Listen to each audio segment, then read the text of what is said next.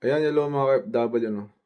Kung gusto nyo talagang pumunta ng Greenland, tsagaan nyo lang mag-apply, ano? Base sa experience talaga, ang tinaga ko lang talaga dyan yung AgroJob Denmark kasi doon talaga ako nag-apply. Kaya nakapunta ko dito sa Greenland. Bali, tinaga ko lang apply doon sa loob ng 1 taon. Ang tip ko lang no, kung mag-apply kayo sa AgroJob Denmark, is itapat nyo ng March, April, May, June, July hanggang August. Yung buwan na yan na summer, dyan sila nangunguha ng tao. Kasi ang AgroJob, ang binibigyan ng tao ng AgroJob is ang Royal Greenland.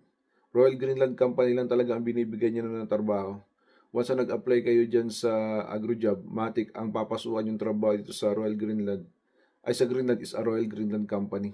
Sila lang po yung nangunguha ng tao sa pamamagitan ng AgroJob Denmark.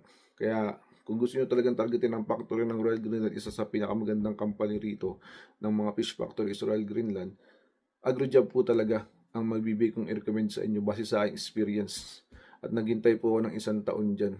At nagtataka rin po kayo dyan, pag nag-apply ka dyan, makikita nyo is puro farming. Farming po talaga yan. Importante lang po makapag-registered kayo at naandun ang pangalan nyo sa AgroJob Denmark. Kasi after pag-register nyo yan, mag-i-email sa inyo yan, sasabihin sa inyo na 2 weeks before kung kayo'y makapasa o hindi, wawarningan kayo o sasabihan kayo. Kung hindi kayo makapasa, apply uli kayo. Tsaga-tsaga lang. Basta itapat nyo lang talaga sa sinabi kong buwan ng mula April hanggang August. Tsagaan nyo lang yung pag-apply niyan.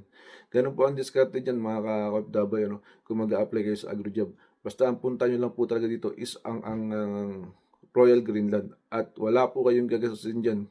Lahat po yan, babayaran po lahat ng mga inyong employer. Wala po kayong magagastos. Kaya maganda po. Lalo na kung galing po kayong Poland. Halos lahat kami dito na galing Poland is pumunta dito sa Greenland is dumaan kami sa AgroJob. Lahat kami nagtatrabaho sa Royal Greenland. Puro AgroJob po talaga dumaan yan. Yung mga nagaling ng Poland o Croatia, puro AgroJob ang dinaanan po niyan. Yun lang po masasabi ko na kung ang tatargetin nyo is Royal Greenland na company sa pinakamaganda dito sa fish factory. Tsaka yun talaga mag-apply sa AgroJob Denmark. Yun lang mga W, no? Sana makatulong sa inyo to kahit pa paano. Ingat kayo and God bless sa inyo lahat.